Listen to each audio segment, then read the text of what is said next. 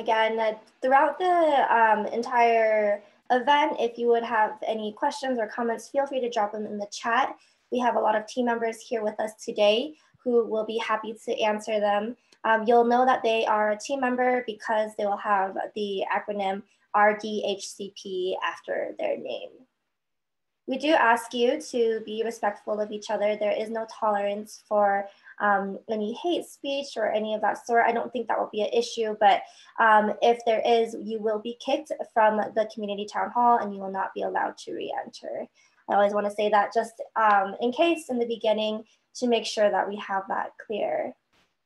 That being said, our agenda today is we're going to have a very short presentation about the Re-envisioning Denver's Historic Chinatown project, just to give you an idea of what we've been working on. Then we're going to do some breakout rooms so we can gather some feedback and trying to get a gauge on what the community is feeling. And then lastly, we'll bring everyone back together and close.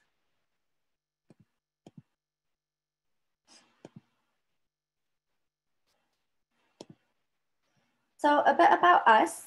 We are a coalition of Asian American Pacific Islander leaders, creatives, and allies in Denver. A large chunk of us are actually from the Denver Asian American Pacific Islander Commission. My name is Joey, and I am vice chair of this commission. As you can see, we also have several other folks that are not part of the commission as well. We have folks that come from a history background, that are designers and architects, and other community activists. So the main thing that we are really trying to do is we're trying to create and encourage an inclusive Denver that recognizes our history and honors and celebrates the past, current, and future diversity of the city. In the late 1800s, there actually used to be a very thriving Chinatown in the heart of downtown Denver. It was on Wazi from 14th to 17th. At the time, it was known as a derogatory name, Hop Alley.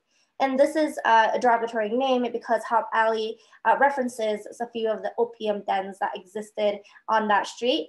And despite there being other areas to get opium, to smoke opium, and despite the fact that several white Caucasians had participated and partook in opium as well, Hop Alley was a name given to the Chinatown as a way of saying that this area was an area full of sin. A brief historic context, with the Chinese immigrant story, there's a huge movement of Chinese migrants during the building of the Transcontinental Railroad. Specifically for the Chinese, it was the western half of it. They provided a source of very cheap labor. And then when the railroad met in the center of our country, a lot of folks didn't have a place to go. So a lot of them ended up settling in Denver. As with any migrants coming into the United States, they are always met with xenophobia. And this was not an exception for the Chinese community. As the Chinese community grew, the anti-Chinese movement continued to grow as well. And in Colorado, this came to a climax on October 31st in 1880 in what was known as the first race riot in Denver. It was an anti-Chinese race riot, and a white mob descended upon the Chinatown at the time. They found all the businesses that were there. They destroyed them, looted them, broke anything that they could find. They, whenever they found any Chinese folks, they would attack them. And unfortunately, there was one person that had passed from this, and his name was Look Young. He was only 28 years old. He recently moved to Denver to start a new life. They had found him in Sing Lee's laundromat, dragged him out by a rope around his neck, and dragged him throughout Chinatown while beating him and torturing him until he passed. This, along with some other famous anti-Chinese race riots, served as the impetus for the Chinese Exclusion Act of 1882. And with this, along with the sentiment of the nation, the Chinatown in Denver was never truly able to rebuild in that area. As you know, we do have a vibrant Little Saigon that includes a lot of Chinese businesses on Federal, but the Chinatown that originally existed in downtown Denver, there is no evidence that it was ever there. If you're ever in Denver and if you're ever in that area, you will not see anything that shows what used to be. There is one small plaque a few blocks away from the heart of what used to be Chinatown that describes the situation, but it is not up to date. It describes the situation in a white savior's lens. So a lot of the focus is on the experience of the white folks that day and what they witnessed. And it uses the name Hop Alley, as mentioned earlier, which is a derogatory name. So I'm now going to pass it over to my colleague, Shauna, who will be talking a bit about what we're trying to do. Awesome. Thanks so much, Joey. So what started as just a small initiative to revise the current plaque that Joey was mentioning has turned into an entire project and grown a life of its own. So as Joey was mentioning, there is a plaque on the corner of 20th and Blake. It's on a building that's pretty dilapidated, and 20th and Blake is really on the outskirts of what original Chinatown used to be. And so we wanted to revise the plaque and reframe this part of Denver history with a more accurate historical lens. And so that's one of our short-term goals. And like I said, that was the initial goal of ours. And it's now grown into a lot of more other short-term and long-term goals. So another one being not only replacing the existing plaque with a more interactive installation historical marker, but there's also a few other sites in what is currently Lodo, where Luke Young was hung is one site, and then where the actual riot started is another site that we would like to install historical markers that would have the same common theme, so that we're starting to build a recognizable brand for our project. Other short-term goals that are options is hosting a projection event above BD's Mongolian Grill, which is believed to be the closest site to where the riot began. And then also we're working on putting a mural on the building of Blake and 20th to really commemorate the historic Chinatown as a whole. And we also have some long-term goals that include reactivating the alleyway that used to be quote unquote Hop Alley, historic Chinatown.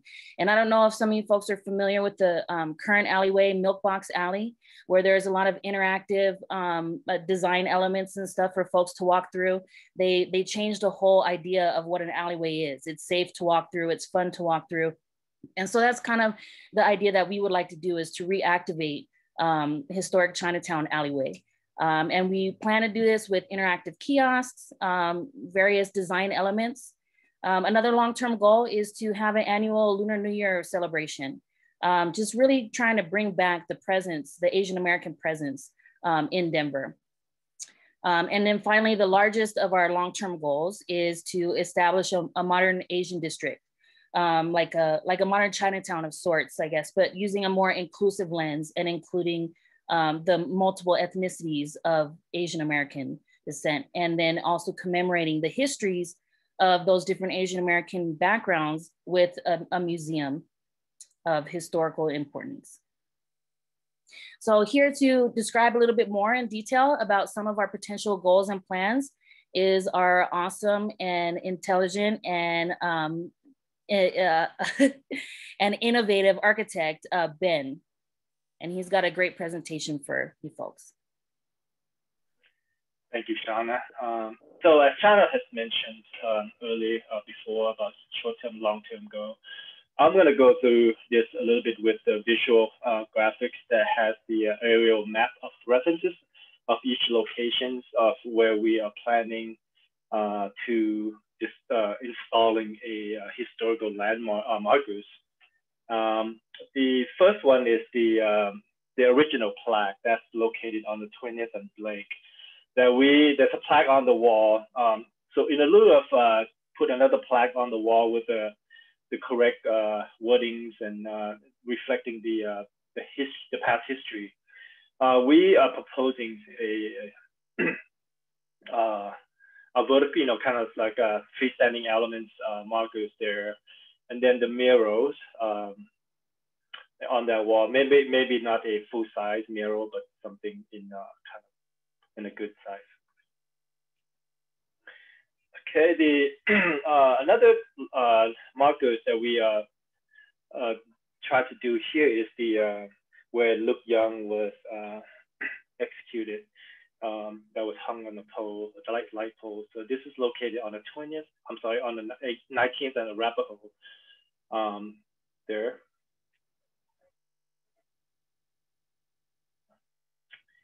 The third markers, which is located at the original where the riot started at the bar. That is the building still is in the original building that now is the Mongolian barbecue.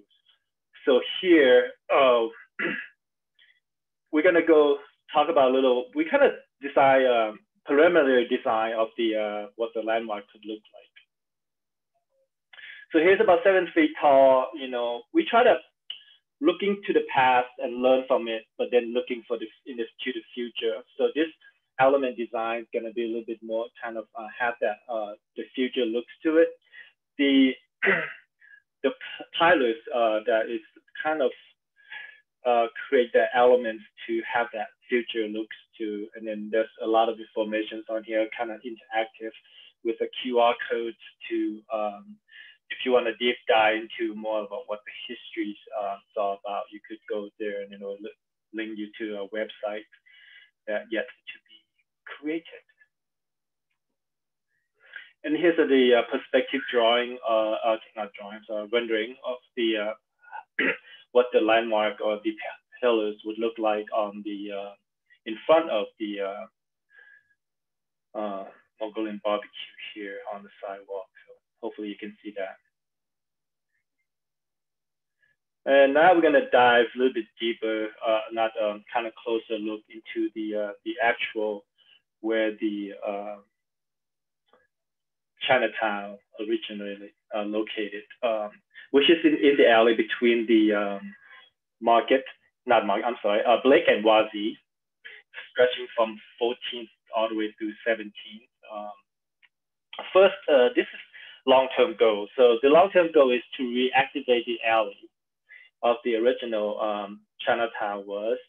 But for initial start, we're gonna focus on just between 15th and 16th. So like really kind of reactivate, you know, clean up, imagine this place to be like just thriving with like foodies and, you know, place to hang out, design elements like overhead elements, the wall, some sort of the murals perhaps, or the graffitis, and then maybe a little interactive kiosk in there. So basically clean this out, you know, making very safe for people to walk through.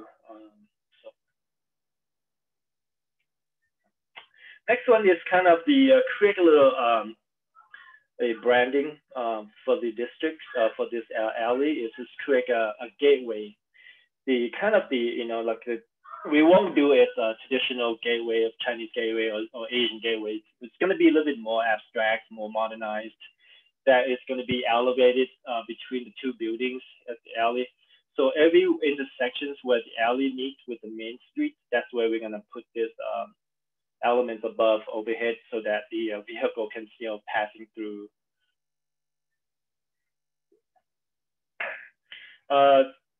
Another thing is this kiosk. We want to create the self-guided kiosk. It's going to be small, maybe just 2 talking space size kiosk that you could, you know, like I said, self-guided, that will have like interactive screens or some sort of artifacts that being displayed there, and you know, to just get people to learn more about the past histories. And maybe this is not just going to be the Chinatown, the history of Chinatown, but it's going a little bit more into like Asians, Pacific Islanders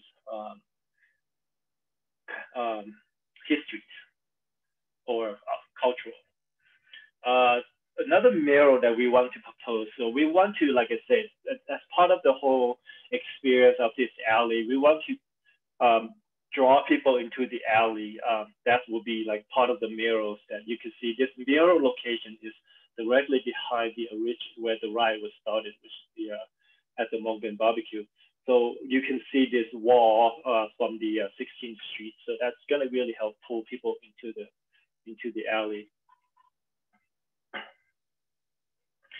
The projections, as Shauna had mentioned before, the projection is the would be like, you know, special events, or you know, or perhaps movies, maybe like Bruce Lee films or something. Then another element we want to introduce as part of the urban planning branding is the pavilion. The pavilion is going to be the elements that kind of hover over the existing sidewalk, and then, you know, the kind of look at the image kind of similar on the lower left-hand side there. It's kind of just very, you know, simple elements that could have more information about anything, about Asian histories, Chinatown histories, and then place people can hang out, gather. The ultimate dream and goal that we really want to accomplish here within the next 10 years or so would be the Asian Pacific Islander Museum.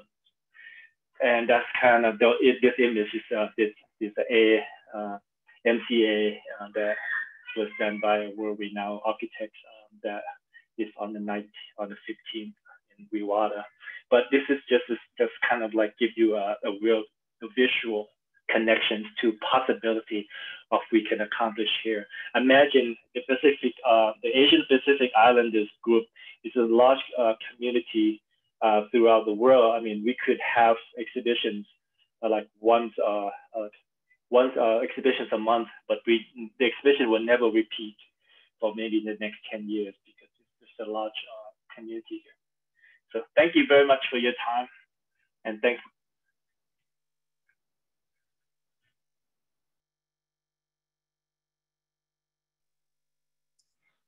Thank you so much, Ben. That's awesome. So it looks pretty cool, right? As you can see, there's, you know, a lot of ambitious goals that we've brainstormed.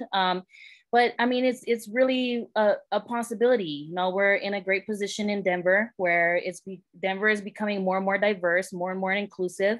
And so we have a real great opportunity to take these steps to reestablish an Asian American and Pacific Islander presence in Denver. And so some of the things that we've done so far as a group is we've been able to get a proclamation by the mayor of Denver. And the proclamation commemorates October 31st, which is the date of the race riot back in 1880. So the proclamation states that October 31st, it will be recognized as commemorative historic Chinatown Day. And we've also been able to be featured by various articles and media outlets. Here's a few examples. And we're building awareness through these media outlets. And even as we speak, we're having other sources reach out to us to talk about what we're working on. So there's definitely a growing interest and an excitement, to be honest. And so the design ideas that Ben went through, some of the short-term goals are relatively solidified. There are some other logistic details that we need to work out. The long-term goals obviously are much more fluid, 5-10 years down the road. So nothing's necessarily set in stone. These are all examples of what could potentially be. And here's an example just to get an idea of budget. The historical markers that Ben shared and showed you, those could range for all three of them to about 40,000. And then also the mural that we are planning, or that we would love to have on the building at 20th and Blake, could be upwards of 35,000. So that's just to give you an idea. Again, it is ambitious, but I feel like it's anything is possible with this project. So, so we want to thank our partners. We have been working with Downtown Denver Partnership and their leadership program to help us achieve some of these short-term goals. They're funded by Molson Coors, which is offered to help us with funding as well. Mayor Hancock, who's been, and his office has been incredibly supportive of this whole initiative from the beginning. And then also the Lodo district. The current Lodo is kind of where the historic Chinatown was. And so they've been very supportive and excited for this project as well, and ready to build the partnership. So that's exciting. And then we also want to welcome our new partners. We have I Am Denver, which is within the Office of Storytelling. And we'll talk a little bit more about some opportunities there at the end of our presentation, or at the end of our meeting. History Colorado, Denver Arts and Venues, and other Colorado Asian American Pacific Islander organizations have reached out with support. And so for those of you that are here with us today, if you have resources or would like to be more involved, we have a form for you that you can fill out and we can stay in touch. So next steps, for some of the short-term goals, you know, like the historic markers and the mural and stuff like that, we need to figure out the ownerships and permissions of those sites, whether it's city-owned or privately owned. So we're in the process of doing that. And then we're also beginning fundraising campaigns. And building more partnerships, like with folks that are here with us today.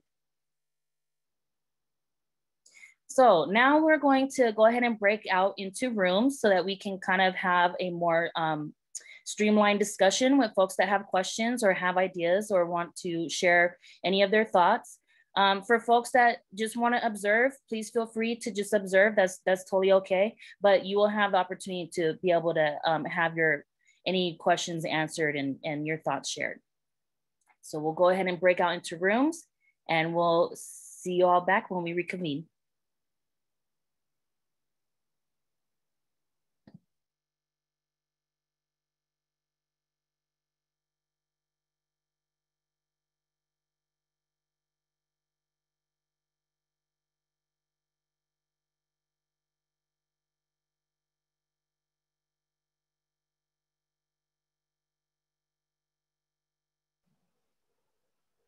Dr. Wei, are you going into a room?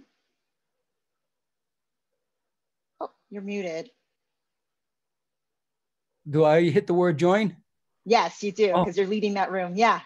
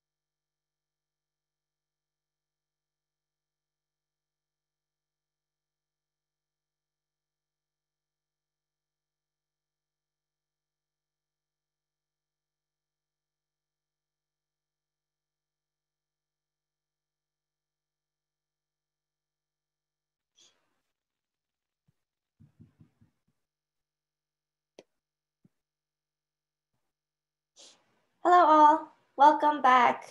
Just giving a few more minutes for everyone to get settled. Thank you so much for participating in the breakout sessions. Your feedback is truly, truly helpful. And as we continue this initiative, we do envision we'll be doing quite more of these and expanding our team to make sure that this initiative stays solely community driven. So I'd like to begin by seeing if there was anyone that had any additional comments that they wanted to share with the larger group. You can feel free to unmute yourselves and share. You can also share it in the chat if you would like.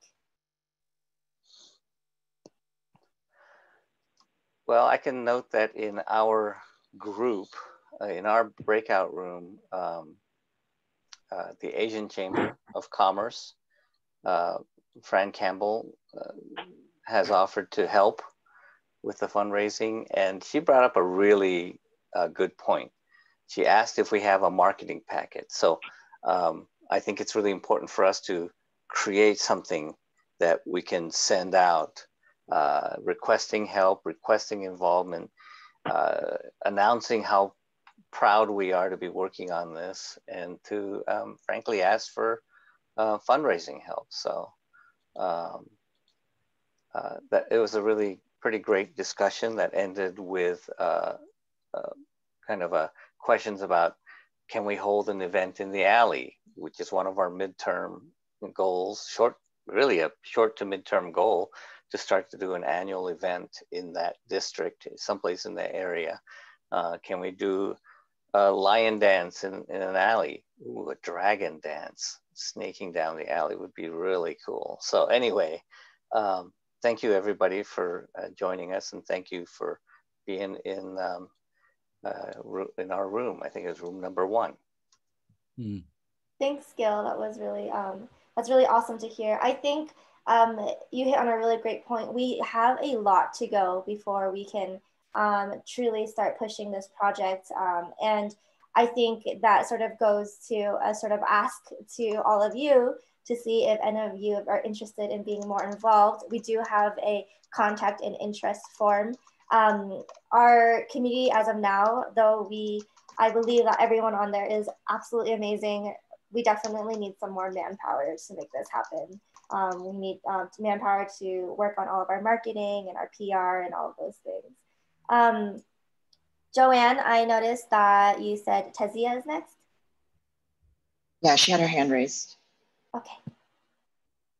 Hi, everyone. My name is Tessia Chen. I used to work for the Colorado Dragon Boat Festival, and I had a question regarding representation of our current AAPI population and how, so I hear kind of the historic aspect. I think it sounds amazing to just bring that into the forefront.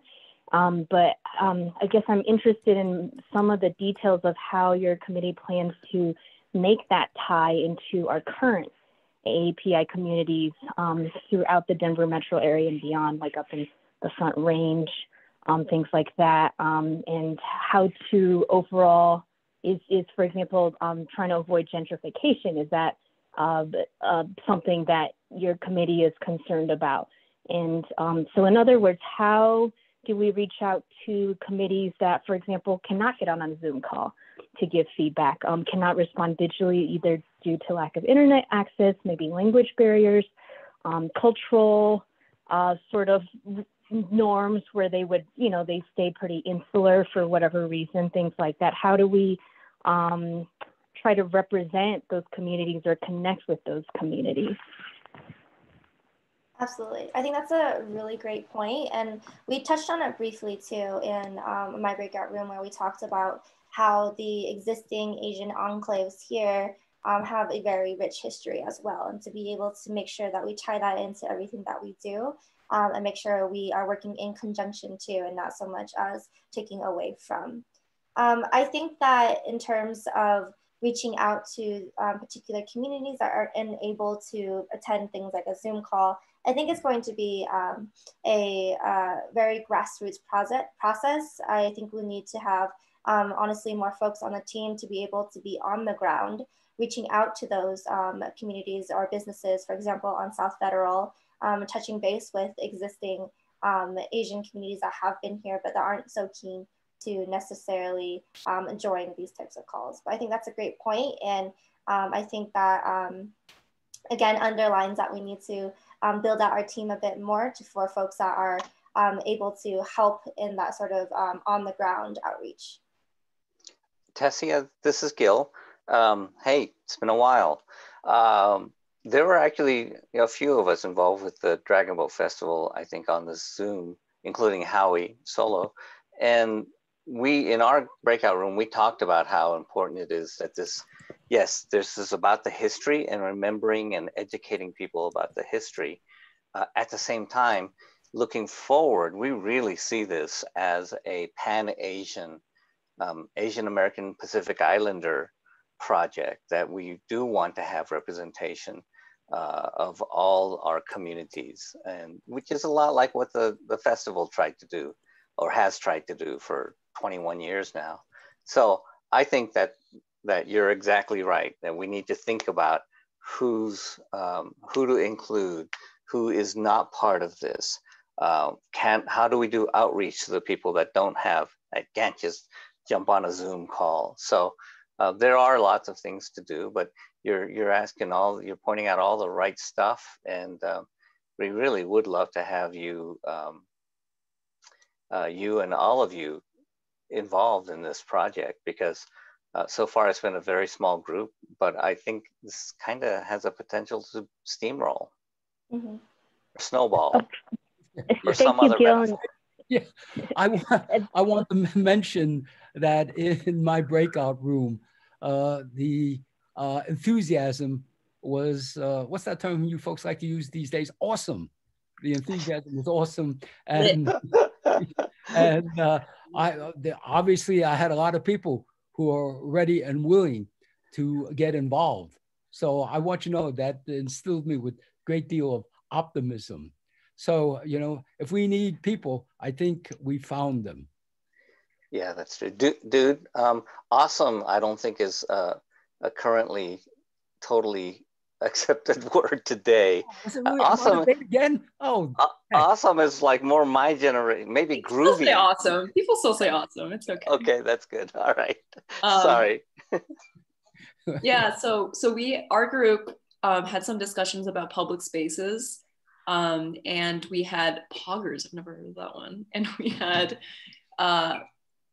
a lot of people who liked the idea of thinking about how Kai brought something up in terms of setting Denver's project apart from other cities, and you know, the opportunity to make something new and very modern and inclusive. And so we were talking about what kind of role we could play in terms of incorporating the Latino community, the Black community, you know, and just kind of finding ways to celebrate those together, maybe inviting them to perform at, you know, New Year's presentations or celebrations, or having a section of the museum or a mural, you know, collaborating with like artists from those communities, stuff like that. Yeah, I think that's a great point, and we touched on that in our breakout sessions too, how it's important to reach out beyond our silo to the folks that are allies, whether they're white allies or other communities of color, and to make this a truly community effort, and to learn from other communities of colors who have been doing this work for quite some time and who are able to potentially provide some insight on what would be a good way forward for us. Our breakout group had some really good feedback in terms of making sure that we get the support and collaboration from the different business communities in the block. But one idea that was shared by Catherine Tsai was that we should start documenting the progress of what we are making, so that we are able to look at the work that was put in, not only by the group, but the community, in making the vision a reality one day. So that was really a good idea. And to echo Dr. Wei's awesome approach, that we felt the sort of excitement for this project from the breakout group that we have. So a big thanks to everybody. I did notice Jaden said that as a high schooler myself, I know there are so many of my peers who'd be interested in just talking a bit about involving young people. I think that's a really awesome thing. Kai actually is the youngest member on our commission, is in high school, and we have been learning so much from him. And truly, I think that being able to involve the youth and like getting them rallied around this project would be incredibly amazing. Wanted to mention that Professor Emily Chan, who was in my breakout room, is a professor at Colorado College. And she wanted to mention that there are a lot of Asian American as well as international students who she thinks would be thrilled to get involved with this project. So we have hopefully the ability to integrate them into our activities. Awesome. I'm reading 1056 for the time, so I do want to go over some last minute things. There will be a lot of future opportunities for you to share. In fact, we encourage you to share any of your feedback. On the slide, we have our email here, and then you can also fill out our form, which has been going into the chat, and add a comment on the chat. So the form basically asks for contact information as well as what you might be interested in volunteering or participating for. So the call to action, sort of what's the next steps and what we're asking for you is mainly partnership. And partnership can look like a variety of ways. It can be as simple as just saying that you want to keep in touch, receive some of our email updates, to donating, to just giving us your critical feedback. And then something that we have been partnering with I Am Denver recently is I Am Denver and all of us, we are really interested in finding and connecting with families who were actually at the original Chinatown. The families that were at the original Chinatown, as compared to sort of the population of Chinese folks we have today, is relatively small. However, we definitely want to be able to reach out and see if we can include any of their voices in this project. I think some of the apprehension that some folks have mentioned from some of the families was that because of everything that had happened, they were fearful to share their stories. And I'm hoping that we can create a safe enough space and a good enough process to make sure that everyone feels comfortable sharing. We're also going to start a call for artists. This is informal. We would like to support local artists, ideally that are Asian American or Pacific Islander, to start getting some ideas for what a mural would look like.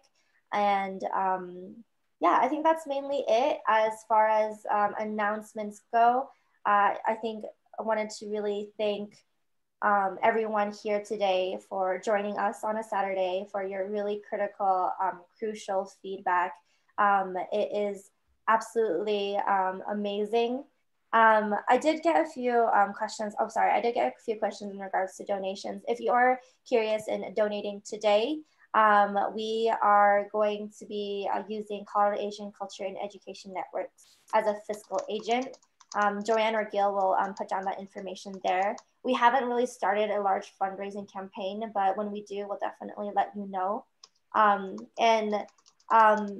Once you fill out the form, I do want to ask for your patience. We are a small group, but we are trying to do things as quickly as we can. We're all volunteer, but we're really excited for what's to come. I think just this first community town hall, we learned a lot about what we need to be doing.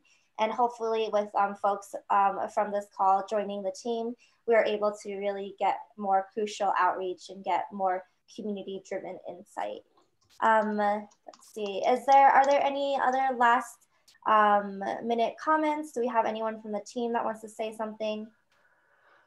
I did want to mention something that I pointed out in the breakout room is that Sakura Square, which is between Lawrence and Larimer on between 19th and 20th, is just a couple blocks away. It's a block and a half away from where the current plaque is. And it's being redeveloped. So in the next 3 to 5 years, there's going to be a new super cool Sakura Square. And I know that we have somebody from the Sakura Foundation, excuse me, on the call, but I see that as a part of the bookend or an anchor for this new area. And so we kind of already have a start. And if you look at other cities like Seattle, their Chinatown International District, I think is kind of a model for what can be. I don't want to copy them, and I don't want to make this area, lower downtown, an exclusively, like a Asian district. I don't think that's what we're trying to do, but I think it'd be great to have that a Japanese anchor and a historic Chinese focus, and then really an invitation, open arms to all of the many Asian communities that are in this area to be part of this. Absolutely. Thanks so much, Gil. Again, thanks everyone for joining. Truly do appreciate your time. Feel free to stay on a bit longer if you have any additional questions, but feel free to also sign off. For the team, if we could all stay on a bit afterwards just to do a very, very quick debrief, and I think Dr. Wei has some things to share. But again, thank you.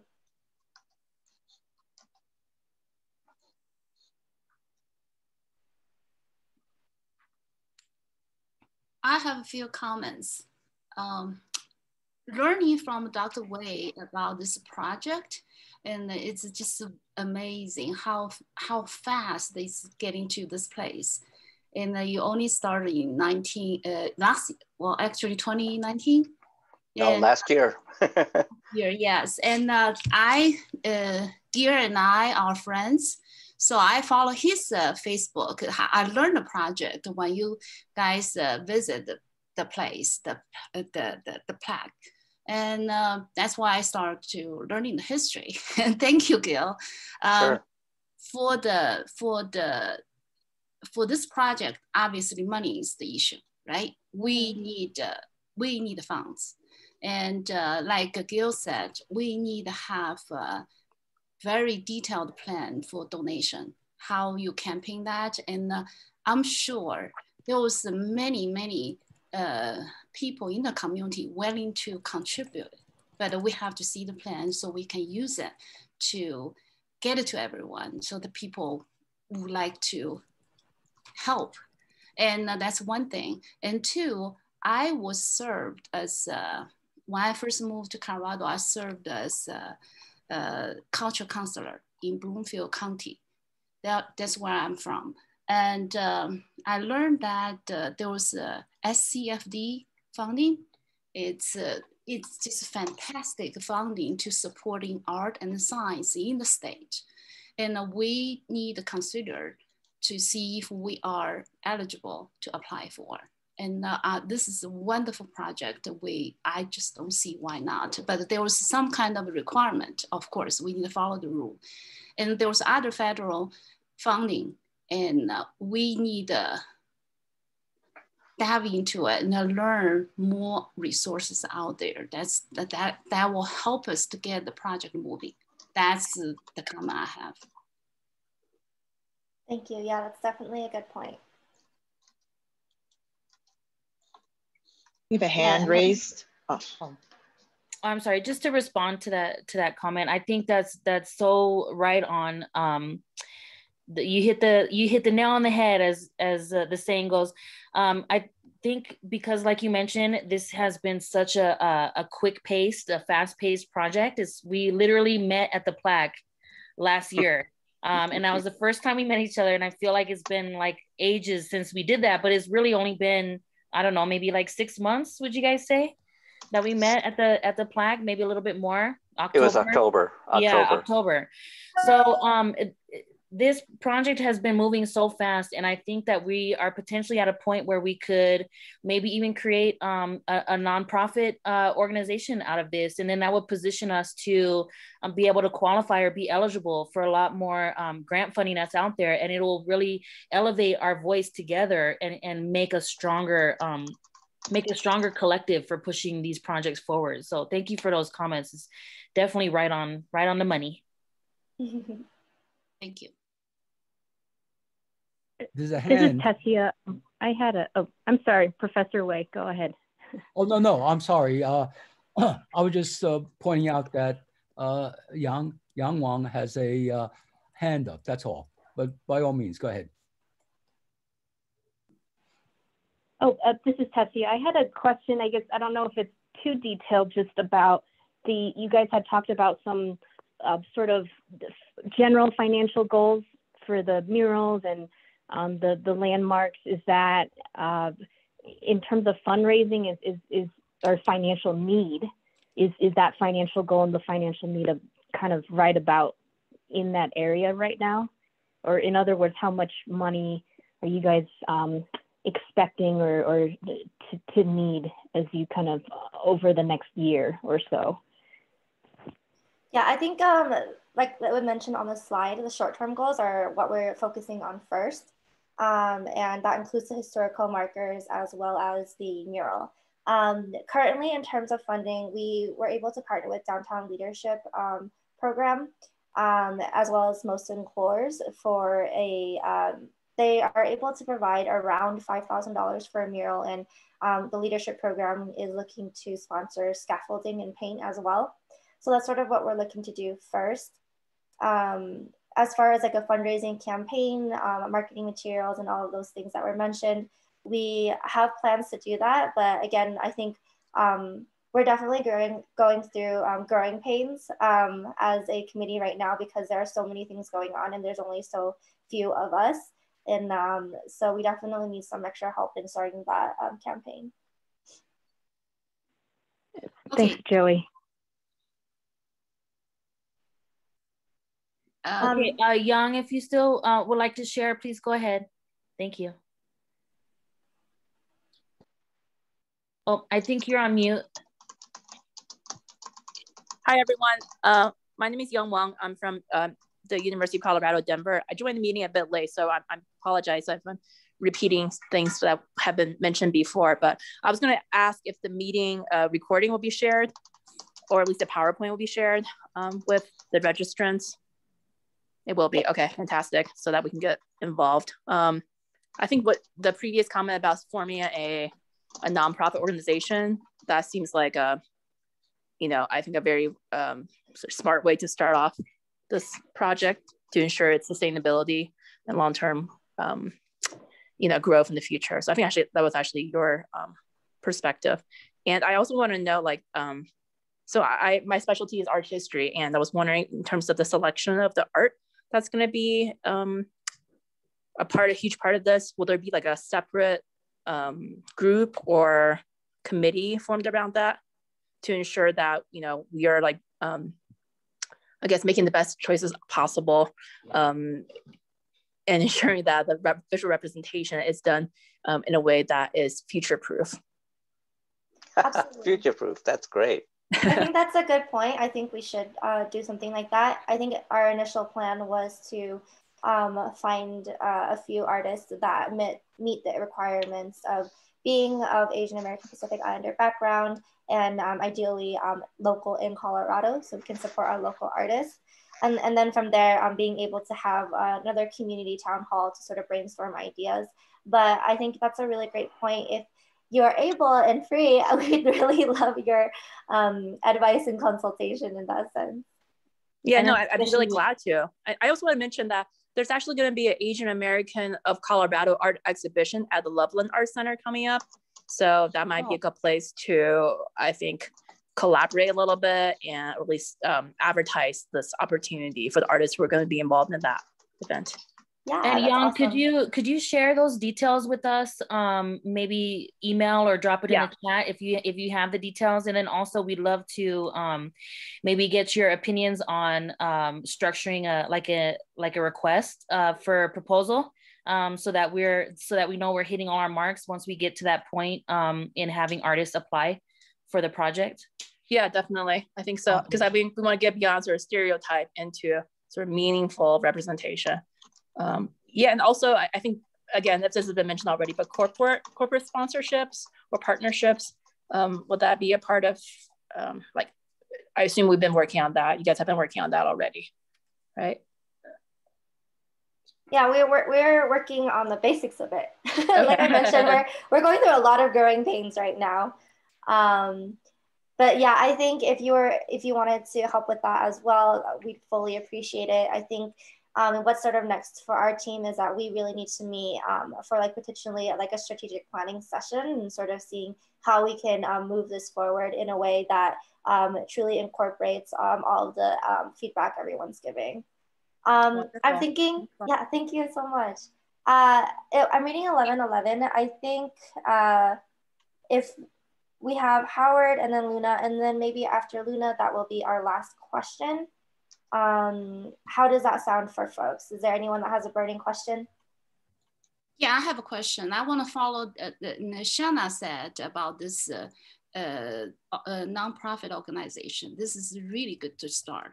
And as far as about the funding, this is the thing. You don't have money, you can't do anything, right? So to get the federal money or any other resources money, it takes time.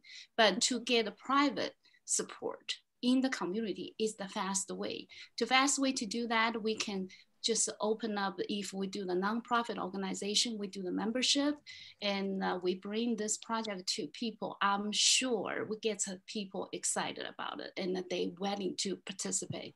So that's the fast way to do it. And that would be, that's it. Thank you.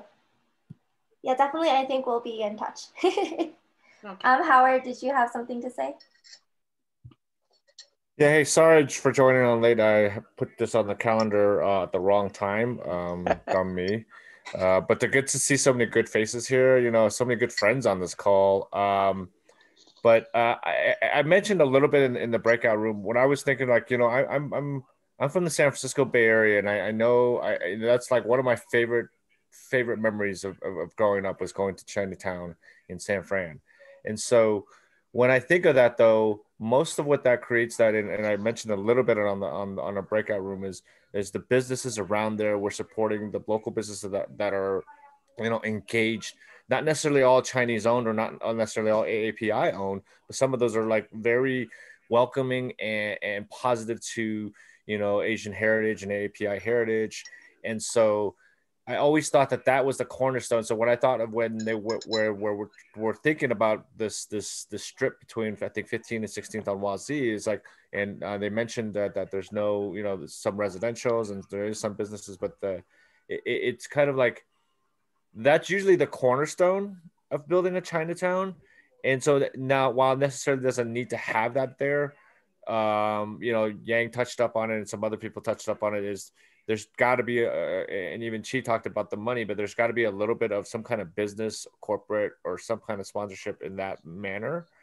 But also to benefit, you know, people who want to continue, businesses that want to continue in espousing, you know, the Chinatown heritage, or the acceptance of, you know, how that is intersectional with all the other communities of color, how we share in the same struggles of America in different heritages and stuff. I always thought that was a huge part of what Chinatown meant to me. To me, it meant, you know, not only the people that were growing up in there, but the shared cultures that we felt.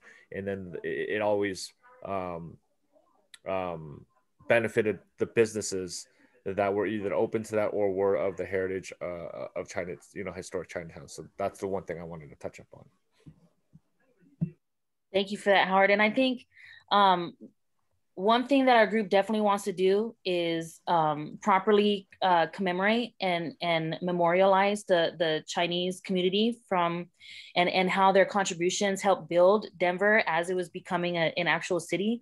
So we definitely want to allow the Chinese Americans to still like own that history and bring awareness about that. But as well as moving forward, we want to be inclusive. You know, we want to not only just focus on a Chinese American presence, but broaden it into, you know, like we've been saying, the Asian American and Pacific Islander, we're all kind of lumped under the same umbrella.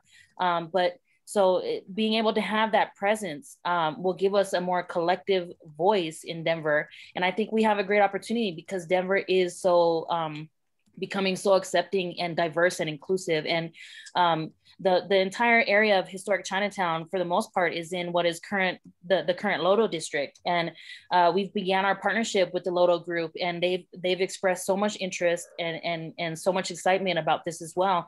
And so now we're just trying to kind of like nail down some specifics with them. So I think there's just a great opportunity to have a really all-inclusive Asian district. Absolutely.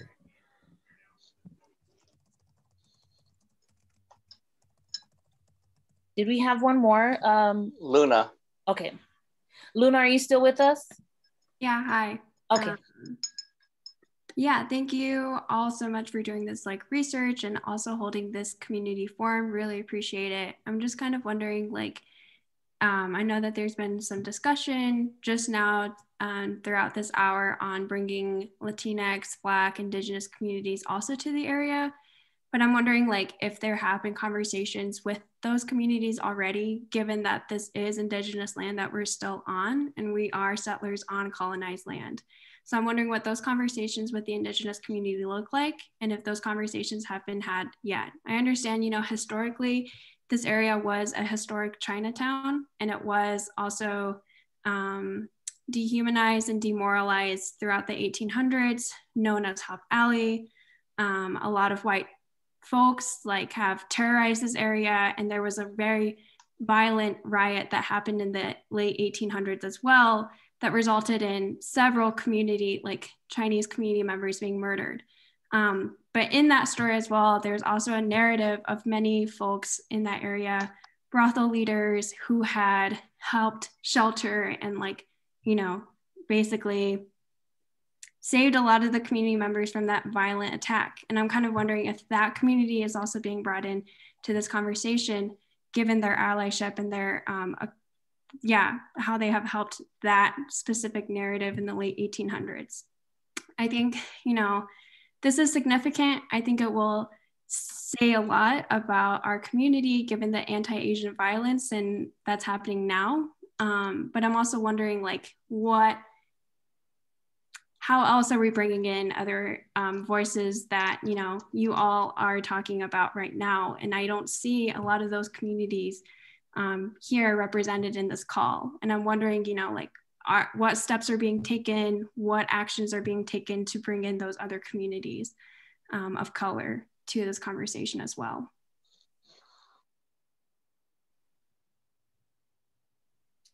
Luna, I think that's a great point. And obviously this is just our first meeting. And so we've gotten a lot of great feedback from everyone, and we will absolutely be mindful of that moving forward. We definitely don't want to be overlooking other ethnicities for the sake of pushing ours forward, obviously. So thank you so much for bringing that up. And we will definitely keep that in mind moving forward. The commission, a lot of us are with the Asian American Pacific Islander Commission that works within the mayor's office, the agency within the mayor's office. And there's also a Latino commission and a Native American commission as well. And so we will definitely be touching base. And a lot of them are aware of some of the specifics of this project so far, but moving forward, we will definitely make sure that we are including them and their opinions about how to respectfully move forward. So thank you so much for bringing that up.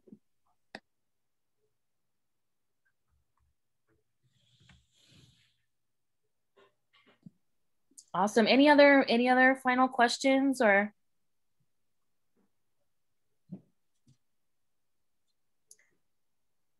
All right, Joy, you want to go ahead and close us out? Yeah, absolutely. So thanks everyone for joining. If our team can stay briefly for a quick debrief, it won't be very long, just to chat. But for everyone else, thanks again for joining. Truly appreciate it. Please stay in touch. We learned so much from the community, and this really cannot move forward without being a community project, without community input and support. Thanks.